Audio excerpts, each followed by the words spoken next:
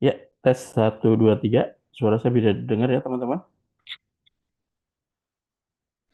Benar ya. Oke, kita mulai ya. Baru 22, sambil nunggu yang lain, kita mulai. Assalamualaikum warahmatullahi wabarakatuh. Selamat siang, salam sejahtera buat kita semua. Sesi kedua hari ini kita mulai untuk studi kasus terkait dengan SPT PPh Badan. Ya. Di kolom chat saya bagikan untuk soalnya. Nanti kita juga tampilkan di share Zoom-nya, ya. Nah, di sini kita coba membuat kertas kerja rekonsiliasi untuk sebuah kasus pengisian SPT PPh Badan. Ya, saya coba tampilkan dulu.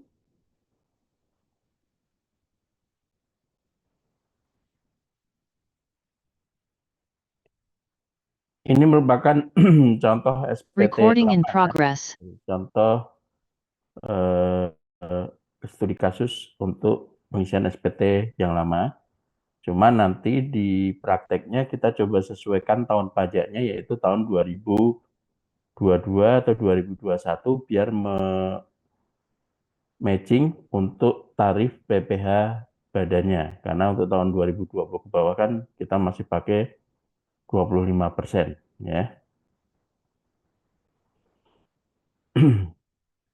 Dalam prakteknya, ketika kita diminta untuk mengisi sebuah SPT tahunan pajak, yaitu PPh badan, maka pertama kali yang harus kita lihat adalah sudah tersedia laporan keuangan atau belum.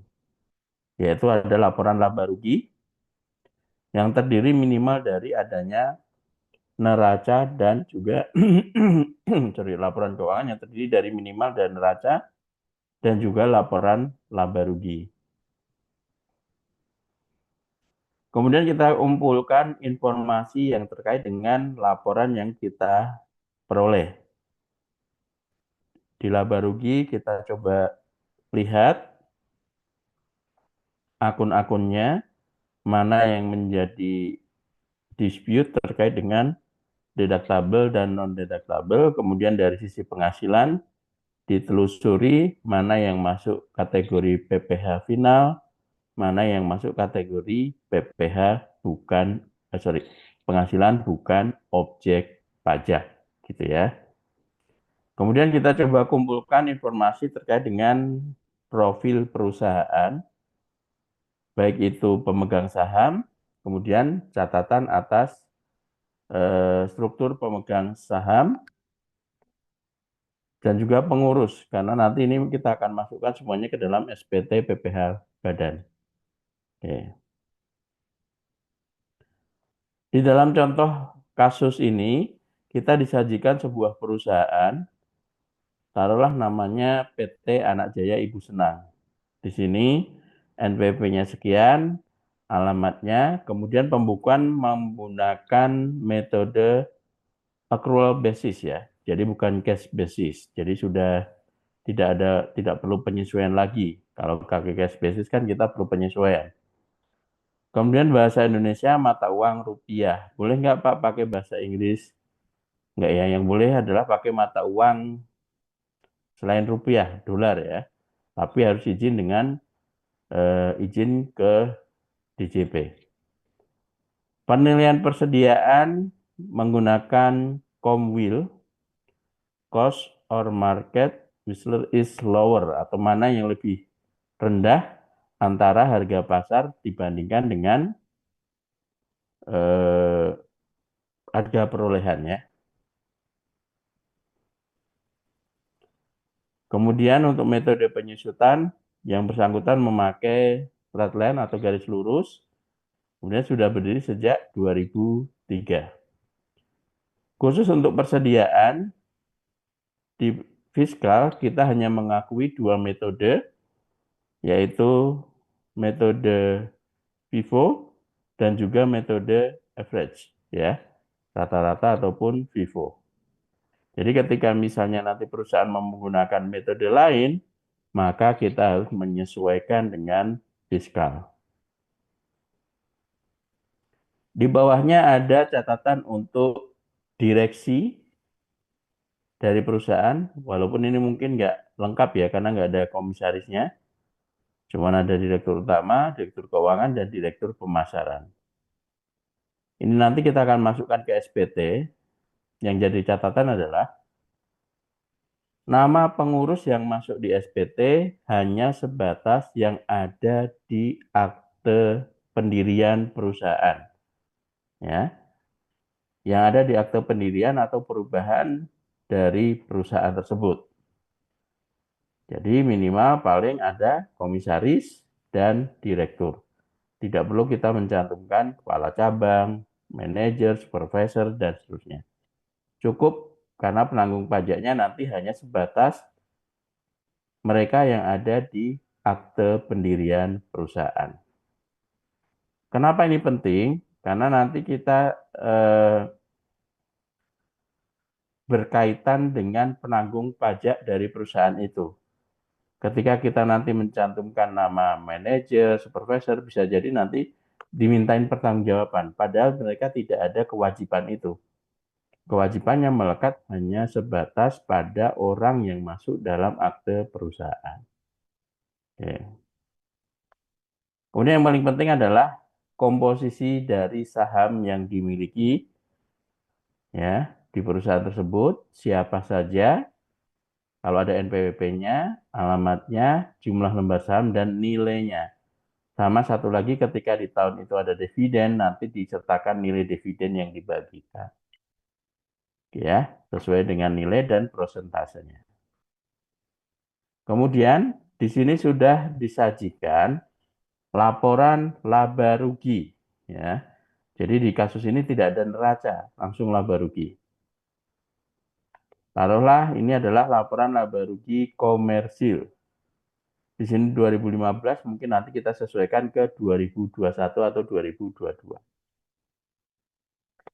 Ada penjualan bruto, ada potongan penjualan, ada retur, kemudian ada HPP. HPP tidak dirinci, pembelian, persediaan awal, dan persediaan akhirnya nggak kelihatan. Kemudian ada biaya umum, administrasi, dan penjualan. Kemudian ditambah pendapatan dan biaya di luar usaha. Mungkin nanti ada catatannya masing-masing. Kemudian ada pendapatan dividen, masih royalti, ada kerugian selisih kurs dan kerugian cabang Brunei. Dari laporan laba rugi komersil diketahui laba bersihnya adalah 400, pendapatan lain ini 461, laba bersih sebelum pajak 5,196. Pak, boleh nggak Pak laporan ini langsung kita tuangkan ke SPT PPh Badan? Boleh-boleh saja. Ya, cuman nanti di lampiran satunya 1771 kita akan kesulitan untuk melihat mana sih yang harus dikoreksi fiskal, mana sih yang harus dikoreksi fiskal negatif dan positif. Oke. Kemudian informasi tambahan, nanti ini menjadi catatan kita ketika membuat rekonsiliasi. Kalau sudah dapat laporan laba rugi komersil, apa yang harus kita lakukan Pak pertama kali?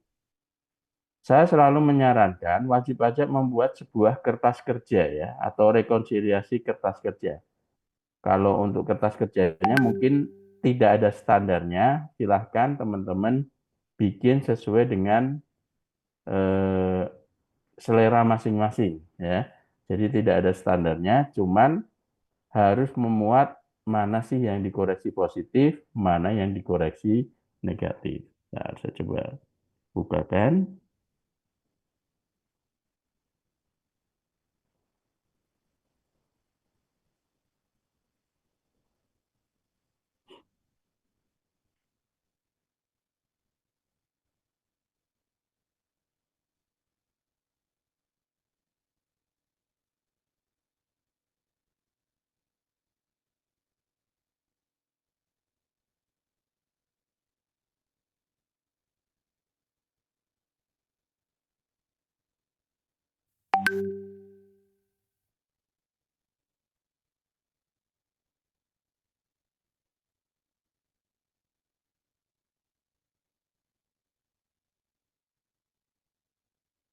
Ada ya, saya milih untuk rekonsiliasinya yang mana.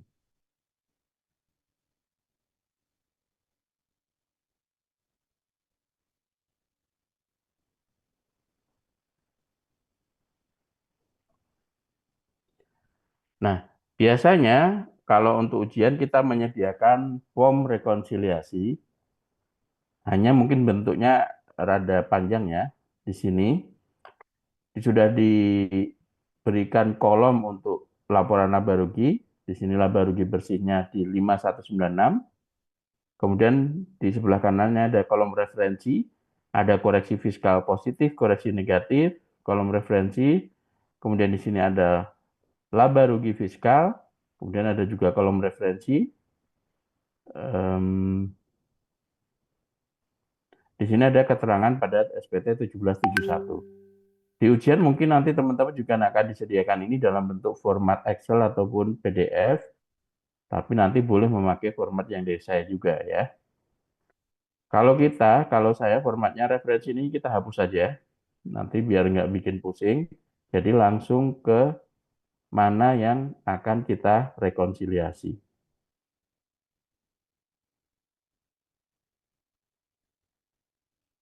Ya, ini sudah kita bikin versi Excel-nya. Jadi kita menyisakan kolom koreksi fiskal positif dan kolom koreksi fiskal negatif serta keterangan pada 1771 lampiran 1. Oke. Kolom referensinya saya hapus. Nanti kalau misalnya teman-teman ujian pakai ini silahkan, bebas. Ya. Untuk laporan laba rugi komersil, saya salin persis sesuai dengan yang ada di soal. Karena ini adalah laporan laba rugi yang sudah disajikan oleh accounting dari perusahaan. Oke. Tugas kita hanya mencatat koreksi fiskalnya, kemudian nanti muncul laporan laba rugi fiskal, hasil dari laba rugi fiskal ini kita kalikan dengan tarif PPh terutang, dan kita kurangi kredit pajak, ketemulah berapa PPh kurang atau lebih bayar. Satu-satu ya. Oke. Untuk melakukan koreksi, kita bisa mempelajarinya dari akun perusahaan. Bahasanya apa nih? Nama akun ya. Kalau ini nama-nama akunnya. Saya biasanya mengawalnya dari nama akun untuk melihat apakah ini deductible, non-deductible, terutama untuk kolom biaya.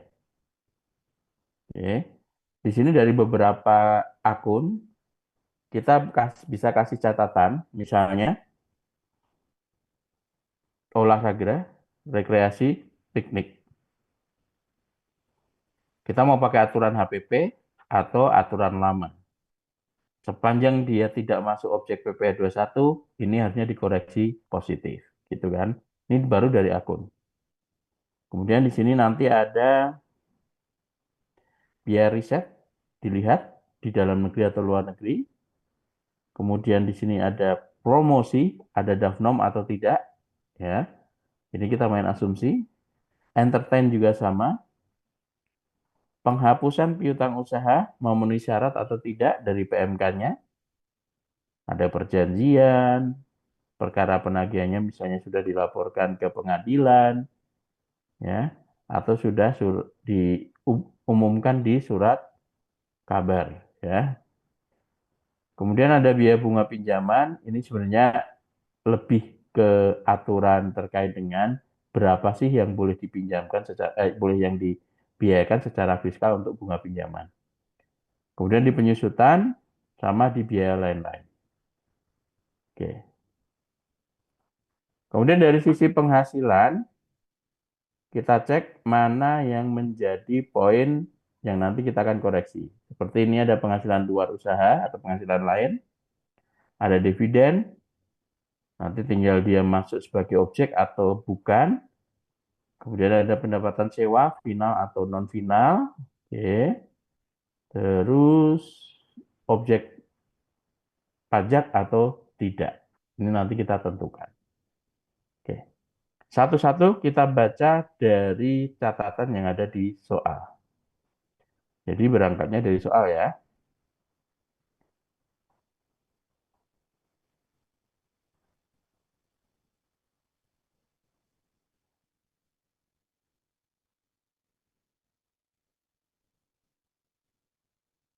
Saya coba close dulu. Nah, ini soalnya catatan pertama, informasi tambahannya adalah penjualan bruto yang 50 miliar ke atas tadi, termasuk penjualan kepada Dinas Kesehatan Kota Cimahi senilai 2 miliar telah dipungut pajak-pajak terkait.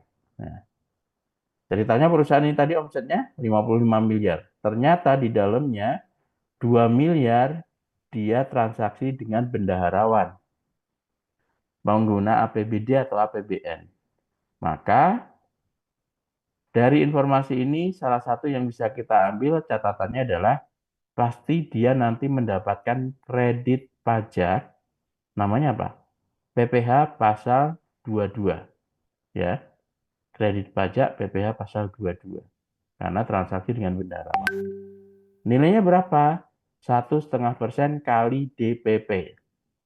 Ini DPP-nya 2 miliar. Berarti PPh 22-nya 2 miliar kali 1,5%. Berapa tuh? Sekitar 30 juta. Gitu ya. Kita masukkan ke dalam kertas kerja kita.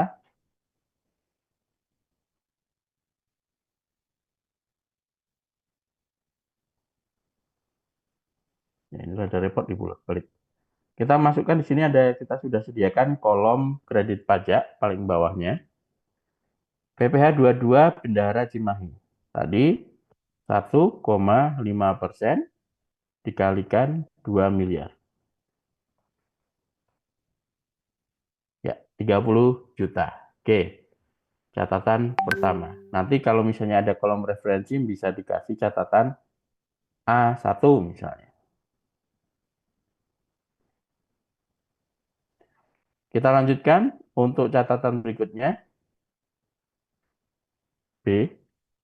Pada akhir tahun 2015, tahunnya kita ganti ke 2022 ya, dibentuk penyisian potongan penjualan sebesar 300 juta. Cadangan atau penyisian potongan penjualan sebesar 300 juta. Gimana nih? Kemarin di teori kita bilang, kalau dalam bentuk cadangan, ini hanya beberapa perusahaan yang boleh membebankan, yaitu terkait dengan perusahaan keuangan, pengolahan limbah, perkebunan, ya, sama asuransi, gitu ya. Selain itu, tidak ada cadangan biaya yang boleh dibebankan. Oke. Dari sini maka kita akan koreksi penyisian potongan penjualan sebesar 300 juta. Pada akhir tahun 2015 dibentuk penyisian potongan penjualan. Kita cek kertas kerjanya.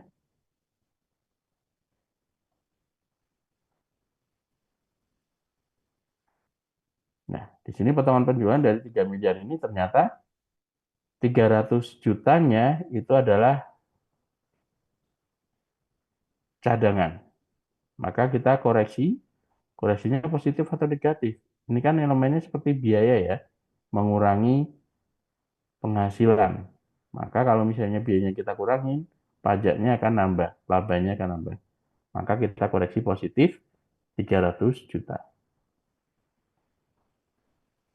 Ya. Jadi potongan penjualannya hanya sebesar 2,7 yang benar-benar terrealisasi. Oke. Kalau sudah selesai, Pak? Belum. Kita harus ngisi keterangan pada 1771 lampiran satunya. Lihatnya dari mana? Dari formulir 1771. Kita coba bukakan formulirnya.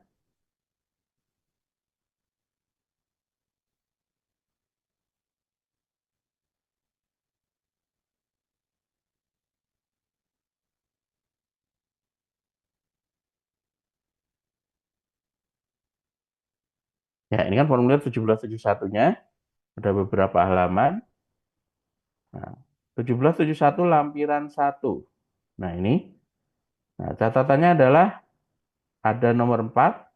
ada penyesuaian fiskal positif A, B, C, D sampai L, M-nya jumlah ya.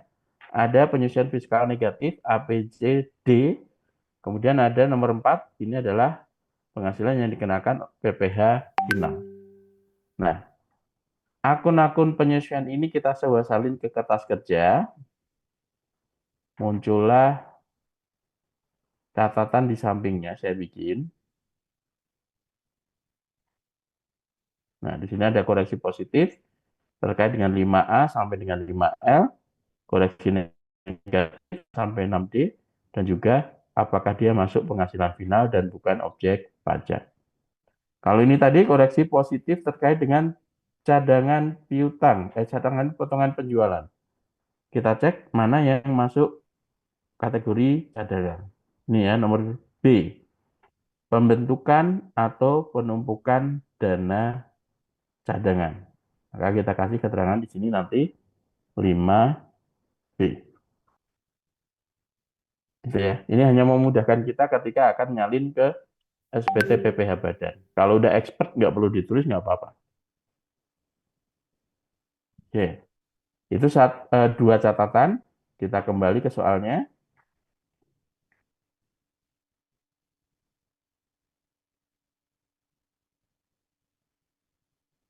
Ya.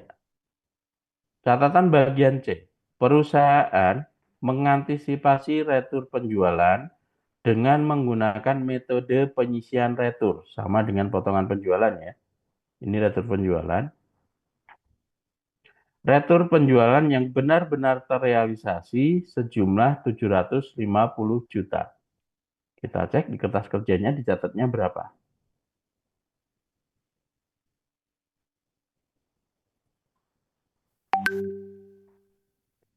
Harusnya hanya 750 juta. Dia ada 1 miliar dicatatnya. Maka yang 250 juta kita koreksi karena masih dalam bentuk penyisian. Koreksinya positif negatif. Dari 1 miliar jadi 750 juta. Koreksi positif. Kenapa Pak? Karena kita kurangin labanya makin gede. Ya, penghasilannya nambah. Ya, ini kita koreksi positif. Kemudian keterangan pada 1771 lampiran satunya, dia masuk ke 5B ya, pembentukan dana cadangan sama.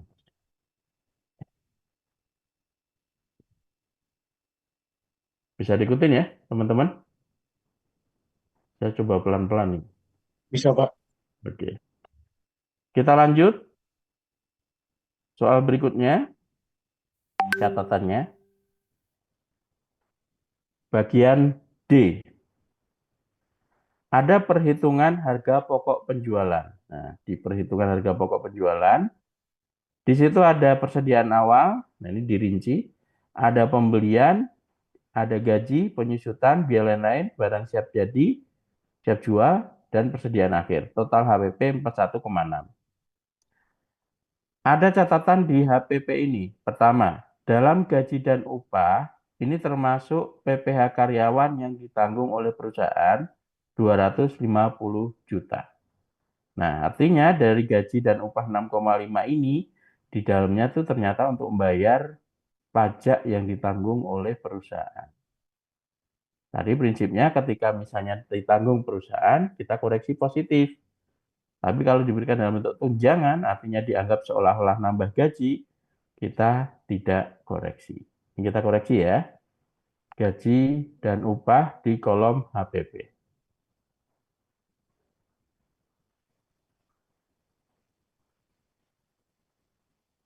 Nah, ini ya, gaji dan upah. Berapa nilainya? Tadi nilainya 250 juta. Koreksinya positif negatif? Positif. Kita kurangin ya biayanya. Ya, jadi hanya diakui 6,25. Masuk kemana? Koreksi positifnya ada A, ini biaya yang dibebankan pemegang saham. B. Pembentukan dana cadangan, C. Daya natura, D. Jumlah lebih kewajaran, F. Harta hibah, pajak penghasilan, G. Gaji yang dibayarkan kepada anggota perseroan, sanksi administrasi, selisih penyusutan, selisih amortisasi, biaya yang ditanggungan pengakuannya, dan fiskal positif lainnya. Pak, nggak masuk di semuanya, Pak. Kalau nggak masuk di semuanya, maka kita masukkan ke 5L. Gitu ya, 5L.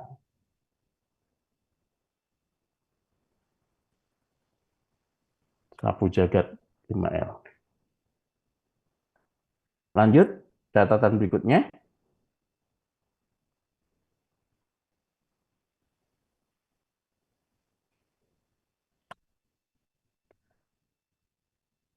Masih di HPP, catatan kedua, dalam biaya lain-lain pada HPP, termasuk biaya perawatan kendaraan milik pimpinan perusahaan sebesar 50 juta. Jadi ini untuk kepentingan pribadi, tidak terkait usaha.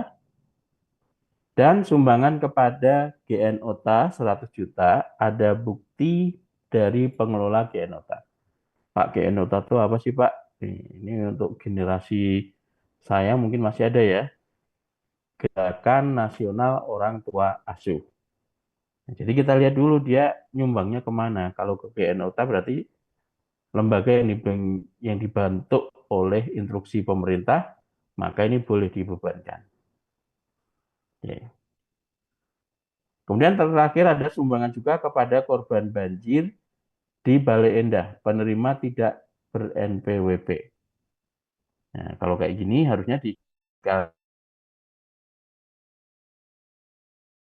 bencana daerah. Nanti boleh menjadi beban. Tapi kalau ini langsung, maka ini juga kita koreksi positif. Maka dari biaya lain-lain, senilai 600 juta ini kita koreksi positif berapa? 50 juta.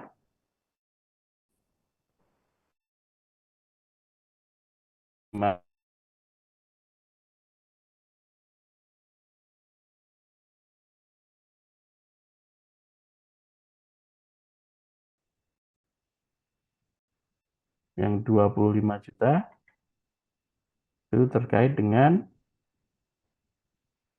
yang 75 sumbangan. Nah, ini, harta yang dihibahkan bantuan atau sumbangan.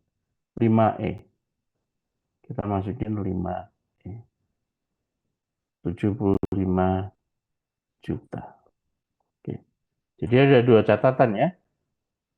50 juta masuk 5A nanti. 75 juta masuk ke 5E. Ya.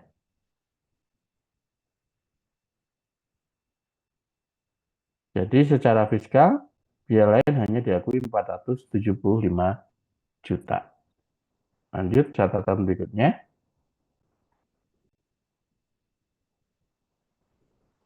Nah, ini untuk di kolom HPP, perusahaan menggunakan metode Comwheel. Cost or market, mana yang lebih rendah, maka itu yang dicatat. Dari catatan WP, persediaan awal, harga perolehannya 16 miliar, harga pasarnya 15 miliar. Berarti dia catat 15 M ya. Kemudian persediaan akhir, harga pokoknya di 7 miliar, harga pasarnya di 6,25. Boleh nggak Pak angka yang ada di sini langsung kita pindahin? Kalau dia bukan metode garis lurus atau saldo menurun, maka kita sesuaikan, kita koreksi. Oke. Berarti koreksi positif atau koreksi negatif, persediaan awal dari 16 menjadi 15 miliar. Koreksinya positif atau negatif? Ayo, bantu sayanya. Harusnya dicatatnya 16 miliar ya, kalau pakai Vivo ataupun average. Bertambah persediaan awalnya, koreksinya positif atau negatif. Dari 15M harusnya 16 miliar. Unsur itu Negatif bukan, Pak? penambah HP negatif ya, karena nanti biayanya bertambah, benar ya? Biayanya bertambah, maka kita koreksi negatif. Sini. Persediaan awal, ini kan dicatat 15M, harusnya dicatatnya 16M, 1 miliar. Ya, gitu ya. Ingat, koreksinya negatif, catatannya bukan 5, tapi 6 apa? 6D, penyusunan fiskal negatif lainnya. 6D, gitu ya. Kebalikannya untuk persediaan akhir, dia catat 6,25. Seharusnya tadi kalau pakai harga perolehan, di sini 7 miliar. Nah, ini koreksinya positif atau negatif?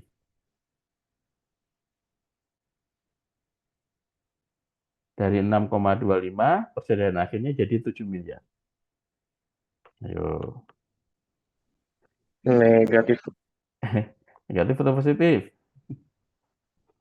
Persediaan akhir ditambah, labanya makin nambah atau makin berkurang?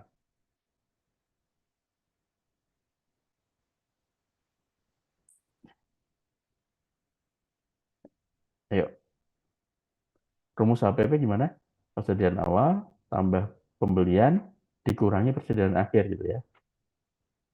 Taruhlah itu 1.000, misalnya persediaan akhirnya ditambah, berarti HPP-nya makin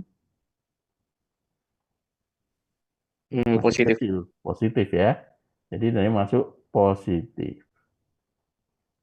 Kebalikan dari persediaan awal. Karena kita koreksi persediaan akhir, senilai berapa? 750 juta ya. 750 juta. Oke. Masuk kemana? 5L. Fiskal positif lainnya. Yang lain biarin dulu, nanti kita mungkin ada koreksi lain, kita beranjak ke soal berikutnya.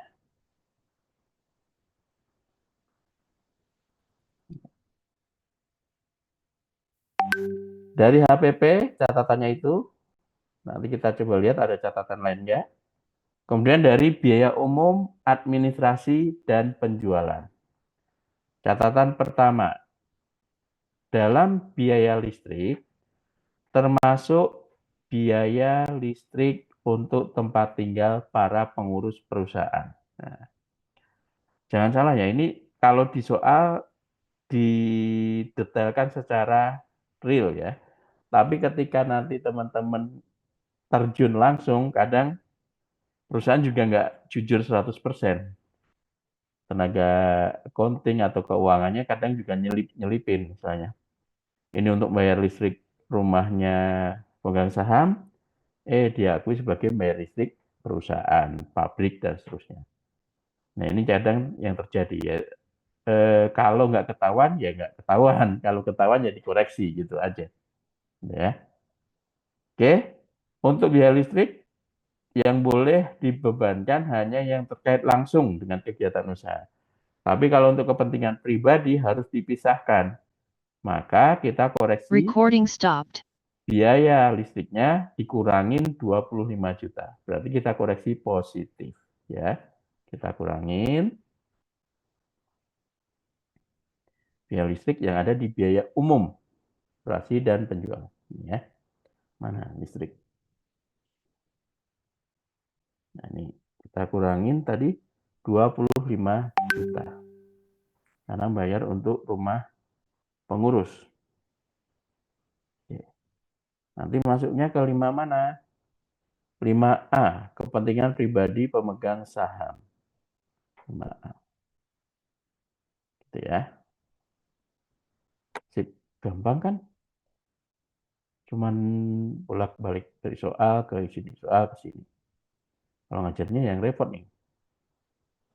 Start stop share ya. Kalau pakai Google Meet ya, ini biasanya langsung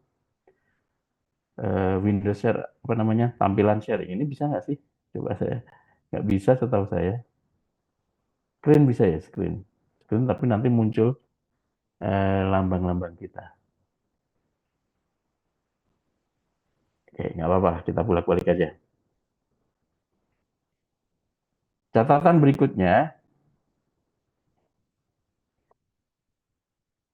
di sini untuk catatan kedua, dalam biaya gaji, masih di biaya umum ya, terdapat PPh karyawan ditanggung perusahaan sebesar 250 juta. Artinya dia nggak dipotong dari karyawan, tapi ditanggung. Juga honor untuk 2 orang pembantu rumah tangga direktur sebesar 24 juta. Oke, berarti nanti ini koreksinya ada dua. 250 juta kita kurangkan dari biaya gaji karena ini adalah PPh ditanggung perusahaan. Dan 24 juta kita kurangkan karena ini untuk menggaji asisten rumah tangga direktur, bukan terkait dengan kegiatan usaha. Kita coba masukkan.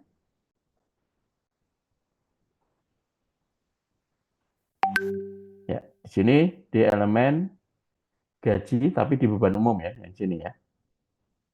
250 juta ditambah 24 juta. Ya, 274, pembagiannya 5 pajak penghasilan, 5F ya. 5F ini nanti untuk yang 250 juta.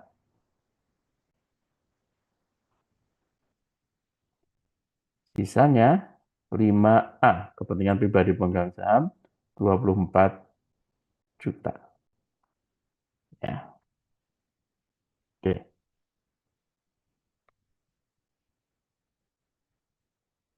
Balik ke soal.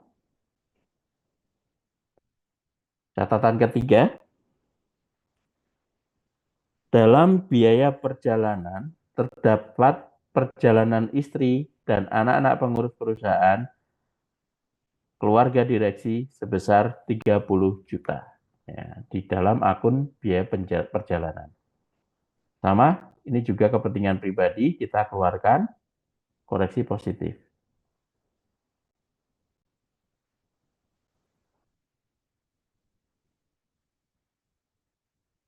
Ya, biaya perjalanan. Ini ya, kita koreksi positif 30 juta.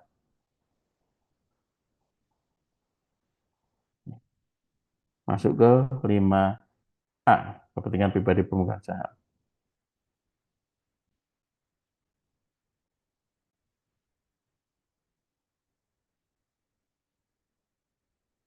Balik lagi ke soal, saya coba share untuk screen, bisa nggak nih? Nggak bisa kalau pakai Zoom, kalau pakai Google Meet bisa. 511, siap. Catatan keempat, masih di biaya umum. Dalam biaya telepon, terdapat pemakaian pulsa handphone bagian pemasaran sebesar 10 juta. Ingat di teori tadi, saya bilang sebelumnya di sesi 1, untuk pemakaian beban pulsa hanya diakui sebesar 50%.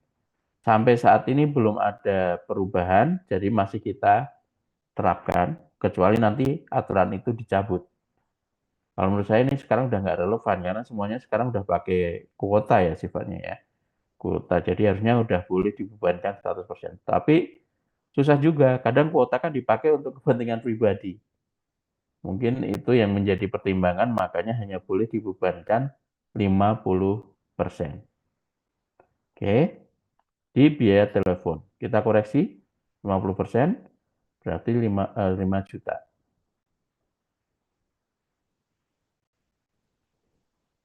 Nah, ini biaya telepon, kita koreksi positif untuk 5 jutanya.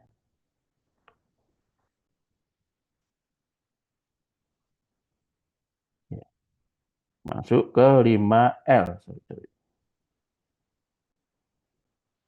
5L. koreksi positif lainnya ya, karena nggak ada di atas.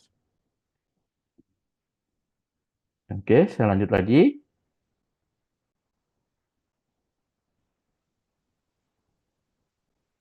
Catatan kelima, dalam biaya entertain yang ada daftar nominatif dan ada buktinya hanya 25 juta saja.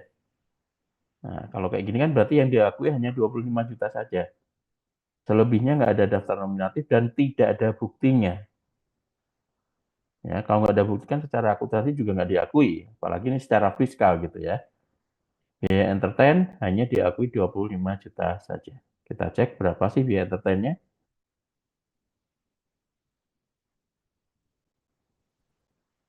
Biaya entertain.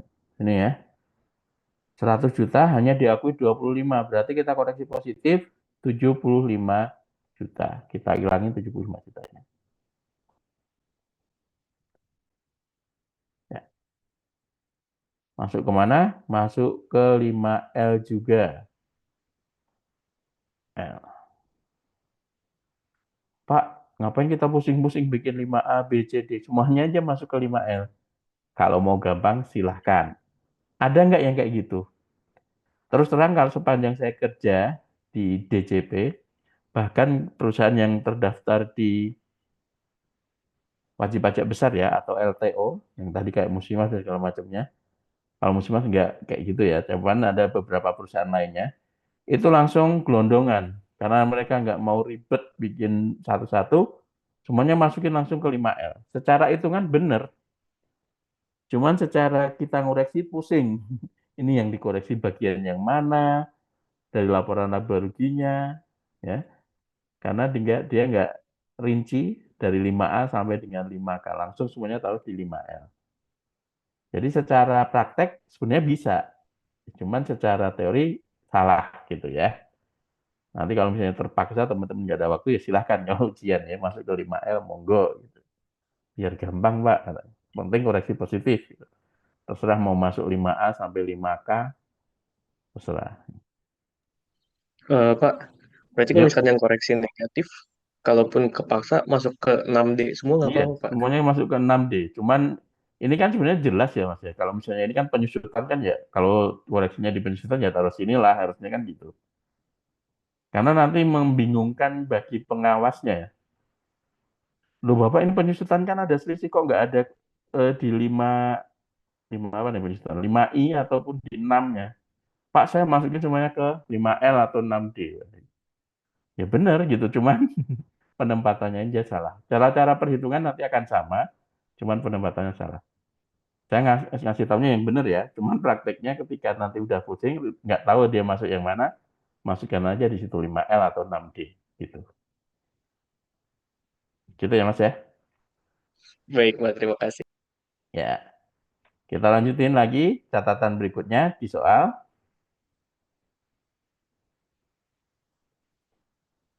Nah, catatan keenam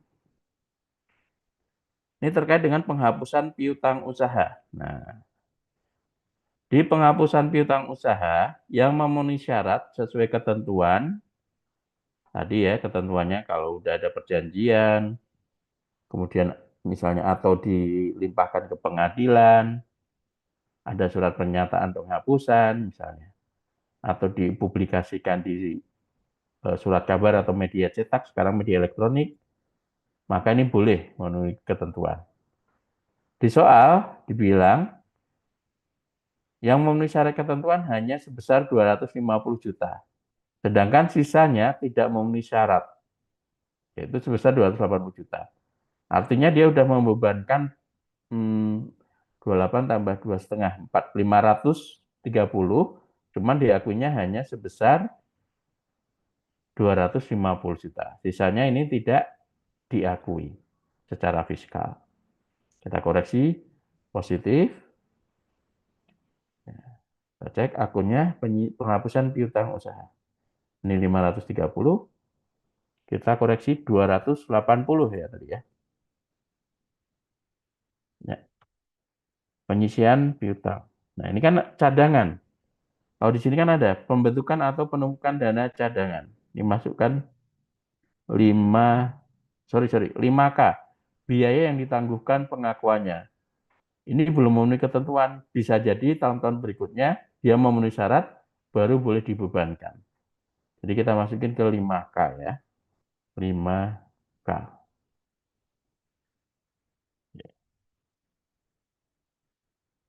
Catatan berikutnya.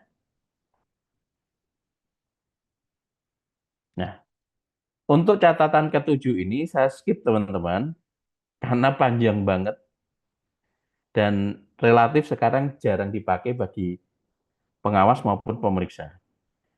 Ini ceritanya gini, perusahaan punya bunga pinjaman, bayar bunga pinjaman ke Bank Danamon misalnya.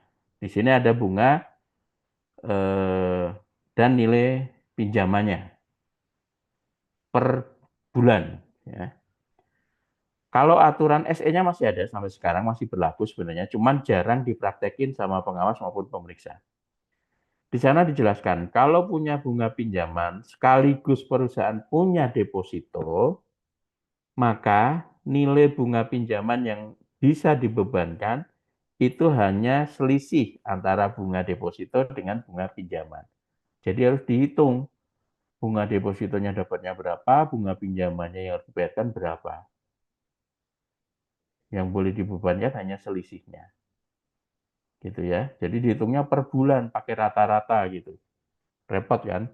Maka ini saya skip. Anggap tidak ada koreksi nomor 7 ini. Ya, katanya adalah gitu. Yang ngetren sekarang adalah untuk bunga pinjaman, kita biasanya melihatnya rasio DER. Ya, teman-teman mungkin sudah sering dengar debt to equity ratio. Ya. Ada aturannya di PMK apa ya lupa ya 116 atau berapa gitu pokoknya tahun 2016 2015 di situ disampaikan bahwa pajak mengakui bunga pinjaman yang boleh dibebankan kalau rasio DIR-nya 1:4 ya atau 4:1 debt to equity ratio. Artinya apa? Utangnya adalah 4, jumlah modalnya 1. Misalnya dia modalnya 1 miliar sahamnya, modal dan ini ya laba ditahan di laporan neraca itu, modal dan laba ditahannya totalnya misalnya 1 miliar. Kemudian dilihat utang banknya berapa. Misalnya utang banknya 10 miliar, kan berarti 1:10. Bunga pinjamannya misalnya 100 juta misalnya. Apakah 100 jutanya boleh dibebankan seluruhnya? Sesuai aturan PMK tadi, tidak boleh seluruhnya. Yang boleh hanya sebatas perbandingan 1:4. Maka 100 juta itu kita bagi dulu 10, karena tadi perbandingannya 1:10 kan. 100 juta bagi 10, berarti 10, kita kalikan 4. Maka yang boleh dibebankan hanya 40 juta, yang 60 jutanya kita koreksi positif. Gitu ya. Jadi itu aturan DER 1:4. Pak, kalau misalnya perusahaan